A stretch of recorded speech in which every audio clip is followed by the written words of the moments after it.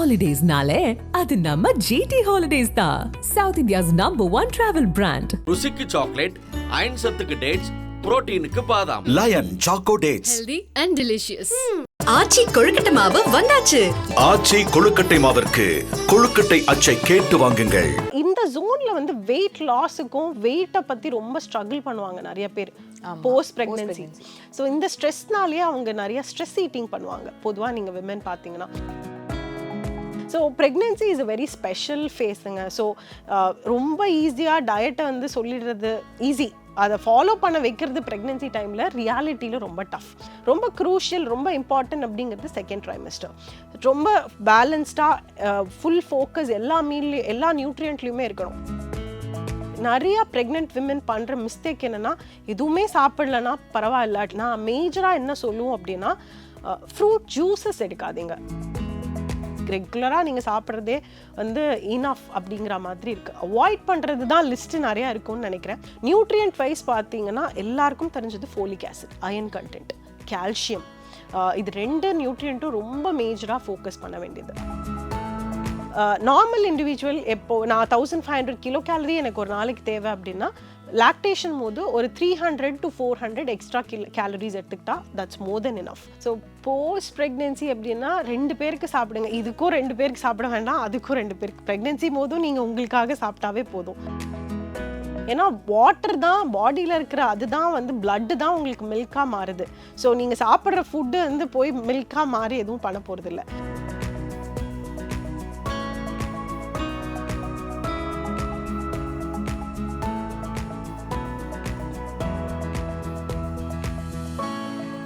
IBC மங்கை நேயர்களுக்கு வணக்கம். இன்னைக்கு நம்ம கூட வந்து நியூட்ரிஷனிஸ்ட் கற்பகவல்லி அலைஸ் பவானி இருக்காங்க. வணக்கம் மேம். வணக்கம். எப்படி இருக்கீங்க? நல்லா இருக்கேன். when it comes to women, அவங்க வந்து ரொம்ப கான்ஷியஸாக இருக்கிற டைம் வந்து இந்த ப்ரெக்னென்சி பீரியடில், இந்த ப்ரெக்னென்சி பீரியட் த்ரூ அவுட் ப்ரெக்னென்சியில் வந்து நிறைய விஷயங்கள் அவங்க வந்து ஐதர் கட் பண்ணுவாங்க, இல்லைன்னா அவங்களுக்கே அது பிடிக்காமல் போயிடும்ல. ஒவ்வொரு ட்ரைமஸ்டருக்கும் ஸ்பெசிஃபிக்கான ஃபுட்ஸ் இருக்கும். இதை கண்டிப்பாக அவங்க எடுத்துக்கணுன்னா என்னென்ன ஃபுட்ஸாக இருக்கும்?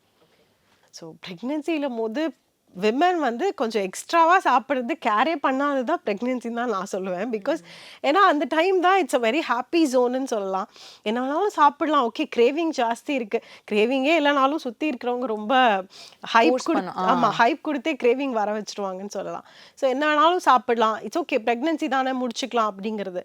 ஸோ ப்ரெக்னென்சிக்கு அப்புறம் பார்த்துக்கலாம் அப்படின்னு நிறையா பேர் இருப்பாங்க. சில பேருக்கு வந்து அவங்களே நினச்சாலும் பாடி கோஆப்ரேட் பண்ணாது, ஏன்னா வாமிட்டிங் ரொம்ப ஜாஸ்தியாக இருக்கும். So pregnancy is a very special ஃபேஸுங்க. ஸோ ரொம்ப ஈஸியாக டயட்டை வந்து சொல்லிடுறது ஈஸி, அதை ஃபாலோ பண்ண வைக்கிறது ப்ரெக்னென்சி டைமில் ரியாலிட்டியில் ரொம்ப டஃப். அது அவங்க கோ த்ரூ பண்ணுறவங்களுக்கு தான் அதோட பெயின் என்னன்னு தெரியும். ஸோ கரெக்டான லாஜிக் அப்படின்னு பார்த்தீங்க அப்படின்னா, ஃபர்ஸ்ட் ட்ரைமெஸ்டரில் பெருசாக உங்களுக்கு நீடு வந்து ரொம்ப அதிகம் கிடையாது. பொதுவாக ஃபர்ஸ்ட் ட்ரைமெஸ்டரில் வந்து நிறையா வாமிட்டிங் இருக்கும், டிசினஸ் இருக்கும், பாடி அந்த ஒரு நியூ அடாப்டேஷனுக்குள்ளே அந்த விமன் போகிறதே வந்து ரொம்ப ஸ்ட்ரகிள் பண்ணுவாங்க. ஸோ ஓரளவுக்கு பேலன்ஸ்டான ஃபுட் எடுத்துக்கிட்டாங்கனாலே மோர் தென் இனஃப். வாமிட்டிங் இல்லாதவங்களுக்கு, வாமிட்டிங் இருந்ததுன்னா வாமிட்டிங்காக கொஞ்சம் பேலன்ஸ் பண்ணி எனர்ஜிக்கு ஏற்ற மாதிரி ஒரு ஃபுட்டு பேலன்ஸ் பண்ணிக்கிட்டாங்க. ரொம்ப க்ரூஷியல், ரொம்ப இம்பார்ட்டன்ட் அப்படிங்கிறது செகண்ட் ட்ரைமெஸ்டர். ரொம்ப பேலன்ஸ்டாக ஃபுல் ஃபோக்கஸ் எல்லா மீல்லையும் எல்லா நியூட்ரியன்ட்லேயுமே இருக்கணும், ஸ்பெஷலி வைட்டமின்ஸ், மினரல்ஸ்லாம். எப்போவுமே வந்து மேக்ரோ நியூட்ரியன்ஸ், அதாவது கார்போஹைட்ரேட்ஸ், ப்ரோட்டீன், ஃபேட்டில் வந்து கம்மி ஆகிறதுக்கு சான்சஸ் இல்லை. ஏன்னா எல்லாரும் ஏதோ ஒன்று சாப்பிட்ருவோம், ரைட்? ரைஸாக இருக்கட்டும், ஏதோ ஒன்று எங்கே மிஸ் பண்ணுவோம் அப்படின்னா மைக்ரோவில். அதாவது மைக்ரோன்னும் போது நிறையா வெஜிடபிள்ஸ் அவாய்ட் பண்ணிடுவோம், இல்லை ஃப்ரூட்ஸ் அவாய்ட் பண்ணிடுவோம், நட்ஸு சில பேருக்கு பிடிக்காது. இந்த மாதிரி அந்த சைட் ஃபிட்டிங்லலாம் தான் வந்து ஃபோக்கஸை மிஸ் பண்ணிவிடுவோம். ஸ்பெஷலாக செகண்ட் ட்ரைமெஸ்டர் இதெல்லாம் ஃபோக்கஸ் நிறையா பண்ணணும். ஸோ என்ன பண்ணக்கூடாதுன்னு கேட்டிங்கன்னா, எல்லாருக்கும் தெரிஞ்சது தான், oily food, deep fried foods எல்லாம் எடுக்கக்கூடாது, சுகர் நிறையா எடுக்கக்கூடாது. நான் மேஜராக என்ன சொல்லுவோம் அப்படின்னா, ஃப்ரூட் ஜூஸஸ் எடுக்காதீங்க. நிறைய ப்ரெக்னென்ட் விமன் பண்ணுற மிஸ்டேக் என்னென்னா, எதுவுமே சாப்பிடலன்னா பரவாயில்ல, அட்லீஸ்ட் இந்த ஜூஸாவது குடிச்சிடு அப்படின்னு சொல்கிறது, ரைட்? இதை வந்து நாங்கள் ஃபர்ஸ்ட் ட்ரைமெஸ்டரில் பெருசாக சொல்ல மாட்டோம், பிகாஸ் கஷ்டமாக இருக்கும், அது அந்த வாமிட்டிங் இருக்கிறதுனால. அப்போது ஓகே, பட் ஆனால் அதுக்கப்புறம் கொஞ்சம் ஸ்லோவாக அவங்க வாமிட்டிங் கரைஞ்சதுக்கப்புறம் ஜூஸஸ்க்குள்ளே கான்சன்ட்ரேட் பண்ண வேண்டாம். ஏன்னா சுகர் லெவல் ரொம்ப ஸ்பைக் ஆகும். ஏன்னா அது தட்ஸ் அ டைம் உங்களோட சுகர் லெவல் ஸ்பைக் ஆகிடுச்சுன்னா ஜெஸ்டேஷனல் டயபெட்டிஸ்ன்னு பிராண்ட் பண்ணிடுவாங்க, ரைட்? ஸோ ஏன்னா அது வந்து விட் லீட் டு டெலிவரி போது உங்களுக்கு சுகர் லெவல் ஜாஸ்தியாக இருந்ததுன்னா அது காம்ப்ளிகேஷன்ஸ் ஜாஸ்தி. அதுக்கப்புறமும் உங்களுக்கு ஜெஸ்டேஷனல் டயபெட்டிஸ்ன்றது தொடர்ந்துருச்சு அப்படின்னா டயபெட்டிஸ் பாடியில் ஸ்டே ஆகிடும். சம்டைம்ஸ் அது குழந்தைக்கும் பாஸ் ஆகிடும்.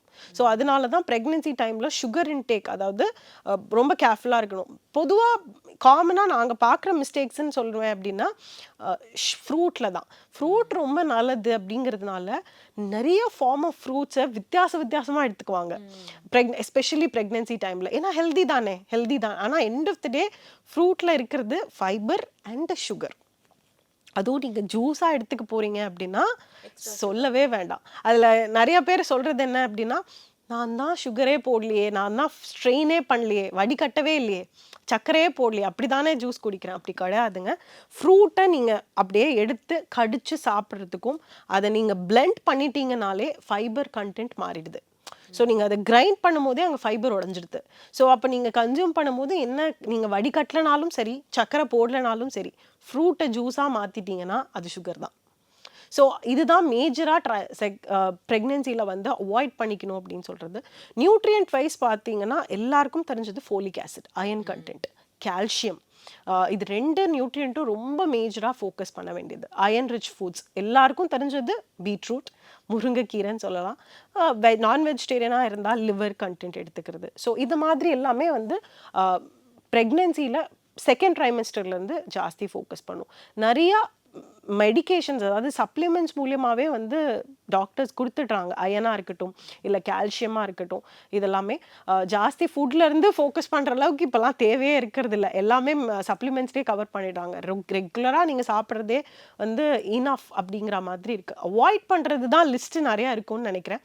நிறையா சுகரி ஃபுட்ஸ் வெளியில் போய் சாப்பிட்றது இதெல்லாம் அவாய்ட் பண்ணிக்கிறது. ஸ்பெஷலி ப்ரெக்னெண்ட்டாக இருக்கிறவங்க லேட் நைட் சாப்பிட்றத அவாய்ட் கம்ப்ளீட்டாக பண்ணிக்கிட்டாங்கன்னா நல்லது. ஏன்னா அவங்களுக்கு தான் தூங்க முடியாது, ஜாஸ்தி எது கழிச்சிட்டு வர்றது. அண்ட் போஸ்ட் ப்ரெக்னென்சின்னு வர்றப்பந்தான் இன்னும் கொஞ்சம், ஏன்னா இப்போ அவங்க வந்து போஸ்ட் ப்ரெக்னென்சி இருக்குது, ஸோ அப்போ சாப்பிடாததெல்லாம் இப்போ சாப்பிட்டுக்கலான்னு ஒரு பக்கம் இருப்பாங்க. இல்லைன்னா வந்து இந்த டைம் ரொம்ப ஹெல்த்தியாக இருக்கணும், ஏன்னா நர்ஸ் பண்ணுவாங்க அப்படிங்கிறதுக்காக இந்த நர்சிங் மதர்ஸ்க்கு அப்படின்னு நிறைய ஃபோர்ஸ்ஃபுல் ஈட்டிங்கும் இருக்கும்ல. போஸ்ட் ப்ரெக்னென்சி அப்போ என்ன மாதிரியான ஃபுட்டு சாப்பிடணும்? ஓகே, ஸோ போஸ்ட் ப்ரெக்னென்சி அப்படின்னா 2 பேருக்கு சாப்பிடுங்க. இதுக்கும் 2 பேருக்கு சாப்பிட வேண்டாம், அதுக்கும் 2 பேருக்கு. ப்ரெக்னென்சி போதும் நீங்கள் உங்களுக்காக சாப்பிட்டாவே போதும். குழந்தை பிறந்ததுக்கப்புறம் நீங்கள் உங்களுக்காக சாப்பிட்டாலே போதும். அது பாடியே வந்து பேபிக்கு சப்ளை பண்ண வேண்டியதை தானாக சப்ளை பண்ணிடும். அதே மாதிரி பாடியே வந்து உங்களுக்கு தேவையான மில்க் செக்ரீஷனுக்கு எடுத்துக்கும். ஸோ நீங்கள் எக்ஸ்ட்ராவாக சாப்பிட்டா தான் மில்க் செக்ரீஷன் ஆக போகுது, நீங்கள் எக்ஸ்ட்ராவாக நிறையா சாப்பிட்டா தான் வந்து உங்கள் பேபிக்கு ஃபீட் ஆகும் அப்படிங்கிறதெல்லாம் கிடையவே கிடையாது. ஸோ உங்களோட பாடி நீடுக்கு ஏற்ற மாதிரி போஸ்ட் ப்ரெக்னென்சியில் சாப்பிட்டாலே போதும். ஏன்னா அந்த வெயிட் லாஸுங்கிற ஜேர்னிக்குள்ளே கஷ்டப்பட போகிறதும் அவங்க தான். ஸோ அதனால நார்மல் இண்டிவிஜுவல் எப்போ நான் 1500 கிலோ கேலரி எனக்கு ஒரு நாளைக்கு தேவை அப்படின்னா லாக்டேஷன் போது ஒரு 300 to 400 எக்ஸ்ட்ரா கேலரிஸ் எடுத்துக்கிட்டா தட்ஸ் மோர் தென் இனஃப். எதை ரொம்ப ஜாஸ்தி ஃபோக்கஸ் பண்ணணும்னா ஃப்ளூயிட்ஸ் தான். ஏன்னா வாட்டர் தான் பாடியில் இருக்கிற, அதுதான் வந்து பிளட்டு தான் உங்களுக்கு மில்காக மாறுது. ஸோ நீங்கள் சாப்பிட்ற ஃபுட்டு வந்து போய் மில்காக மாறி எதுவும் பண்ண போகிறது இல்லை. ஸோ அதனால் நீங்கள் எவ்வளோதான் எக்ஸ்ட்ராவாக சாப்பிட்டீங்கனாலும் அது உங்கள் மில்க் செக்ரீஷனுக்கு ஹெல்ப் பண்ண போகிறது இல்லை. பிளட் ஃப்ளோ அதாவது வாட்டர் இன்டேக், அது உங்களுக்கு என்ன மாதிரி ஃபுட் சாப்பிட்றீங்க அப்படிங்கிறது தான். ஸோ லாக்டோஜெனிக் ஃபுட்ஸ்ன்னு சொல்லுவாங்க. கார்லிக்காக இருக்கலாம், ஃபிஷ் இருக்கலாம், நிறையா கோதுமை இருக்கலாம். இதெல்லாம் வந்து நல்லா மில்க் செக்ரீஷனுக்கு ஹெல்ப் பண்ணும். இதை தாண்டி நிறையா ஃப்ரூட்ஸ் அண்ட் வெஜிடபிள்ஸ் தான் இன்னும் பெட்டர் மில்க் செக்ரீஷனுக்கு ஹெல்ப்ஃபுல்லாக இருக்கும். ஏன்னா இதெல்லாம் தான் பாடியில் இருக்கிற அந்த பிளட் ஃப்ளோவை வந்து பெட்டர் ஆக்குது. ஸோ நிறையா பீட்ரூட் கன்சியூம் பண்ணும், போமோகிரானட் கன்சியூம் பண்ணும். இந்த மாதிரி வெஜிடபிள்ஸ் அண்ட் ஃப்ரூட்ஸ் எல்லாம் நிறையா கன்சியூம் பண்ணும்போது, கீரை நிறையா கன்சியூம் பண்ணணும் ப்ரெக்னென்ட் லாக்டேஷன் விமன் எல்லாமே. ஸோ இந்த மாதிரியெல்லாம் பண்ணாதான் மில்க் செக்ரீஷனுங்கிறது நல்லாயிருக்கும். ஸோ இந்த ஜோனில் வந்து வெயிட் லாஸுக்கும் வெயிட்டை பற்றி ரொம்ப ஸ்ட்ரகிள் பண்ணுவாங்க நிறைய பேர் போஸ்ட் ப்ரெக்னென்சி. அதில் வந்து ஒரு டிப்ரெஷன் வேறு சேர்ந்தே ஆட் ஆகிடும், போஸ்ட்மார்ட்டம் டிப்ரெஷன் அது வேற இருக்கும் ஒரு பக்கம். ஸோ இந்த ஸ்ட்ரெஸ்னாலேயே அவங்க நிறைய ஸ்ட்ரெஸ் ஈட்டிங் பண்ணுவாங்க பொதுவாக நீங்கள் விமன் பார்த்தீங்கன்னா. ஏன்னா ஒரு நியூவாக ஒரு பர்சன் ஃபேமிலிக்குள்ளே வந்திருக்காங்க, அதை ஹேண்டில் பண்ண தெரியாது. ஸோ நிறைய பேருக்கு வந்து அந்த ஸ்ட்ரெஸ் வந்து எதில் காமிப்பாங்க விமன் அப்படின்னா ஃபுட்டில் தான். ஸோ எனக்கு பிடிச்சதை சாப்பிட்டுட்டு அதுக்கப்புறம் அதை ஹேண்டில் பண்ணுறேன் அப்படிங்கிறது, இது வந்து ஒரு எமோஷ்னலான ஒரு ட்ராமா நிறைய விமன் கோ த்ரூ பண்ணுறது. ஸோ அதை வந்து பேலன்ஸ் பண்ணுறது தான் மேஜராக. ஸோ அதை கண்ட்ரோல் பண்ணிக்கிட்டாங்கனாலே போஸ்ட் ப்ரெக்னென்சியில் அன்னெசரியான வெயிட் கெயினை வந்து அவங்க கோ த்ரூ பண்ணணுங்கிற அவசியமே இல்லை. ஸோ அந்த ஸ்ட்ரெஸ் ஈட்டிங்கை வந்து பண்ணுங்க, அதாவது தேவைப்படும் போது அந்த அளவு இருக்கு இல்லைங்களா, அதுதான் மெயின். ஸோ இப்போ உங்களுக்கு வந்து ஒரு ஒரு பீஸ் ஆஃப் கேக் சாப்பிடணும்னு நினச்சிங்க அப்படின்னா அந்த கேக்கை ஒரு மீலாக சாப்பிட்டுக்கோங்க. ஒரு எக்ஸாம்பிளுக்கு சொல்கிறேன், இப்போ நான் வந்து ஒரு கேக் சாப்பிடணும், அந்த கேக்கை நான் ஒரு பிரேக்ஃபாஸ்ட்டாக சாப்பிட்டேன்னு வச்சுக்கோங்க, அப்போது வந்து என்னோட பிரேக்ஃபாஸ்ட் கேலரிஸை நான் இதில் கவர் பண்ணிடுறேன். அப்போது எனக்கு வந்து அது கில்ட்டாக இருக்கணும்னு இல்லை. பட் ப்ராப்ளம் என்னென்னா நம்ம பிரேக்ஃபாஸ்ட்டையும் முடிச்சுட்டு அதுக்கப்புறம் வந்து ஒரு கேக் என்ன கிரேவிங் இருந்தாலும் அதை நம்ம வந்துட்டு கண்டிப்பாக அந்த இடத்துல சாப்பிட்டுடுறோம். ஸோ கேலரிஸ் எக்கச்சக்கமாக போயிடுது. ஸோ அதில் என்னன்னா சரி ஓகே விடு, லாக்டேஷன் தானே, எனிவேஸ் பாடி அதை யூஸ் பண்ணிக்கும் மில்க்குக்காக அப்படின்னு நினச்சிக்குவாங்க. ஸோ அப்படியெல்லாம் எதுவுமே இல்லை. ஸோ அதனால இதெல்லாம் கொஞ்சம் மாற்றணும். எஸ், அந்த வெயிட் லாஸ், அந்த போஸ்ட் ப்ரெக்னென்சிக்கு அப்புறம் இருக்கிற வெயிட் லாஸ் ஜேர்னி இருக்குல்ல, எல்லாருக்குமே அது ரொம்ப டஃப்பாக இருக்கும். ப்ரெக்னென்சியில் கெயின் பண்ணுற வெயிட் அதுக்கப்புறம் குறைக்கிறது எப்போவுமே யார் என்ன வெயிட் லாஸ் பண்ணணும்னு நினச்சாலுமே ரொம்ப கஷ்டம். பட் ஸ்டில் சில ஃபுட் வந்து உங்கள் வெயிட் லாஸ்க்கு கொஞ்சம் சப்போர்ட் பண்ணுற மாதிரி போஸ்ட் ப்ரெக்னென்சியில் இருக்குன்னா, போஸ்ட் ப்ரெக்னென்சி வெயிட் லாஸில் இருக்குன்னா என்ன வரும்? போஸ்ட் ப்ரெக்னென்சி ஏன் வெயிட் ஜாஸ்தி ஆகுதுன்னு கேட்டிங்கன்னா, ஒன்று நிறையா நம்ம தேவையில்லாமல் சாப்பிட்டுடுறோம். ஸ்ட்ரெஸ்னால இருக்கலாம், ஹார்மோன்ஸ். ப்ரெக்னென்சினால என்னங்க சேஞ்சே என்ன, ஹார்மோனல் சேஞ்ச் தானே ப்ரெக்னென்சி. ஸோ அப்போ அதுக்கான வேலையை அது பாடி காமிக்க தான் போதும். ஸோ இங்கே யூட்ரஸ் உங்களோட ஈஸ்ட்ரோஜனாக இருக்கட்டும் ப்ரொஜெஸ்ட்ரானாக இருக்கட்டும் ரெண்டுமே மாறுது.